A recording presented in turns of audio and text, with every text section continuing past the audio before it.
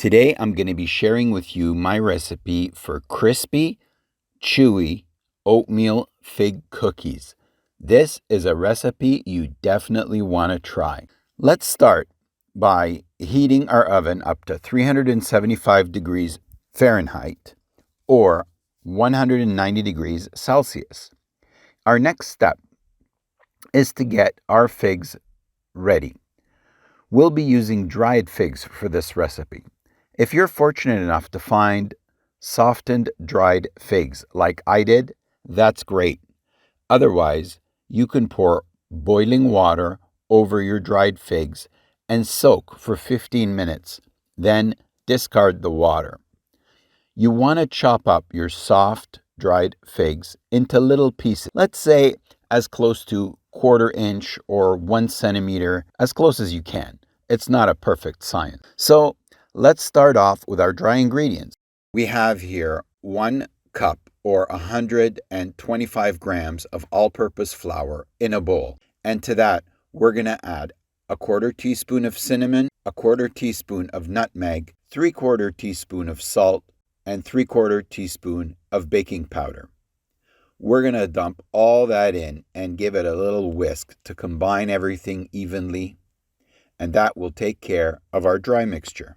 Next is our butter. We're going to take 6 tablespoons of unsalted butter, and we're going to melt it and brown it. This is going to contribute to our chewy, moist center. You want to make sure you don't overcook it. You just want it to become a little brown. The brown butter is going to be the first of our wet ingredients. So we're going to add it to a bowl and then add our 1/2 cup of vegetable oil.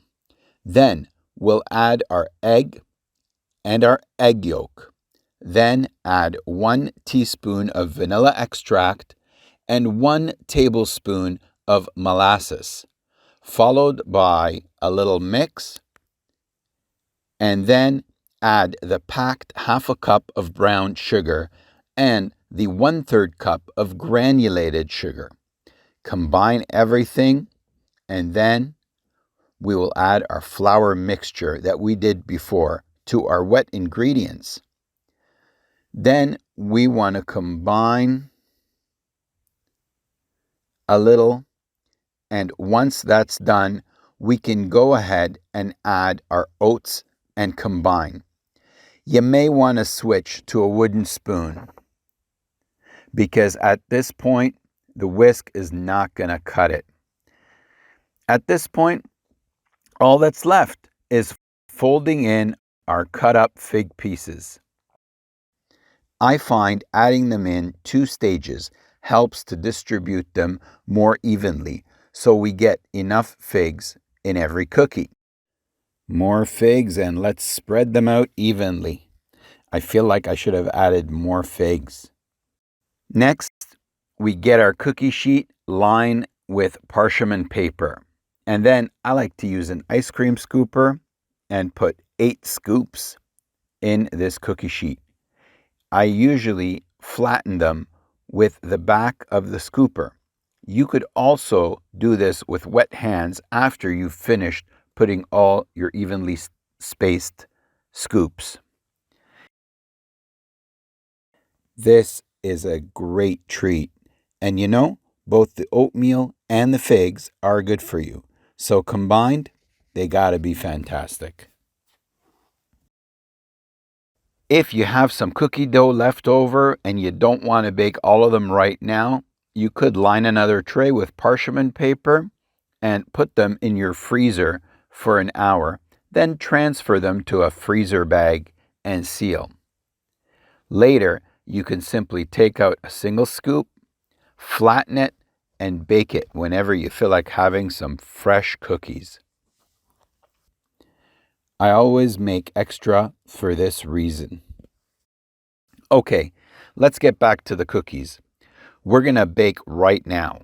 In our preheated oven, they go 375 degrees.